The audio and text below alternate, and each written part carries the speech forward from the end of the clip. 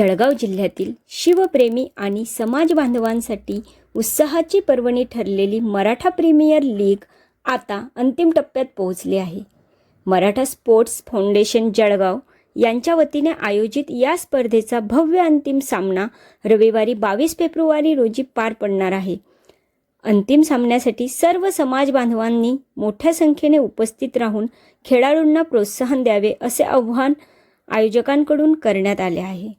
Maratha premier लीगचं आमचं यंदाचं 9वं पर्व असून याच्यामध्ये 36 पुरुषांचे आणि 6 महिलांचे असे 42 संघांनी व 550 खेळाडूंनी सहभाग घेतला आहे. मराठा प्रीमियर लीग हे आमचं क्रिकेट एक माध्यम असून या निमित्ताने आम्ही विविध सामाजिक उपक्रम सुद्धा करत असतो. आमची मराठा प्रीमियर लीगची स्वतःची ॲम्ब्युलन्स आहे, मेडिकल इक्विपमेंटची लायब्ररी आहे आणि ह्या वर्षी आमचा जो काही निधी उभारणार आहोत त्याच्यातून आम्ही एक स्वर्गरथ लोकार्पण करणार आहोत. तसंच ह्या वर्षी जेवढे निर्धाव चेंडू टाकले जातील तेवढे झाडं आम्ही लावणं आणि त्यांना जगवण्याचा संकल्प सुद्धा करत आहोत.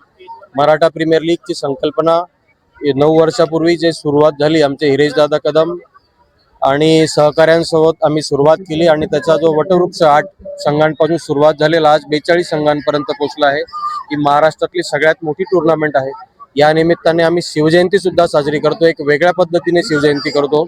आम्ही महाराजांसोबत लढलेल्या सर्व सरदार घराण्यातील जे त्यांचे वंशज आहेत त्यांना या ठिकाणी आमंत्रित करत असतो. त्यांच्याकडचा ऐतिहासिक ठेवा आम्ही जळगावकरांसाठी उपलब्ध करत असतो. यावर्षी देखील एक 35 ते 40 हजार लोकांनी त्या ठेव्याचं दर्शन घेतलं आहे आणि असेच नवनवीन उपक्रम पुढे देखील आम्ही मराठा प्रीमियर लीग तर्फे करणार आहोत.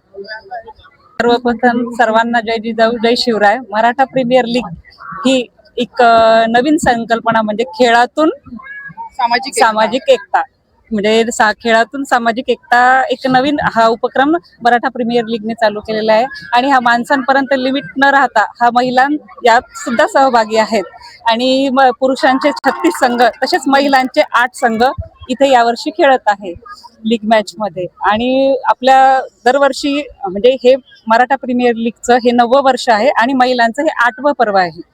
तर 8 वर्षामध्ये आमच्याकडे नवीन इतक्या वेगवेगळ्या उपक्रमातून म्हणजे उपक्रम पण राबवले जातात. खेळाच्या माध्यमातून आम्ही एकमेकींच्या कॉन्टॅक्टमध्ये पण येतो आणि छान प्रकारे हा उपक्रम महिलांना एक चांगल्या प्रकारची संधी मराठा प्रीमियर लीगने उभी करून दिलेली आहे.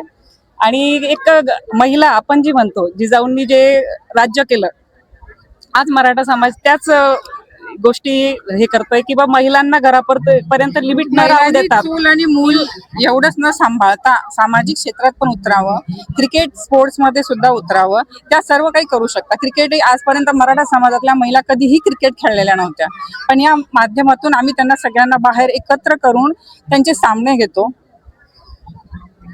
काय सांगणार ताई, या मराठा प्रीमियरला महिलांचा चांगला प्रतिसाद मिळतोय. आपण एक गृहिणी आहात, आपण काय सांगणार आहात? मला हे सांगायचं आहे, आम्ही फक्त घरातच बसतो त्यामुळे आम्हाला पहिले हिरेश दादांनी हे महिलां म्हणजे माणसांसाठी क्रिकेट तयार केलं आणि राहुल दादांची इच्छा होती की महिलांनी ही क्रिकेट खेळावं म्हणून आज आम्हाला हे क्रिकेट खेळायला मिळतं. आम्ही जे शाळेत खेळत होतो त्याच्यानंतर आज आम्हाला ग्राउंडवर खेळायला मिळतं.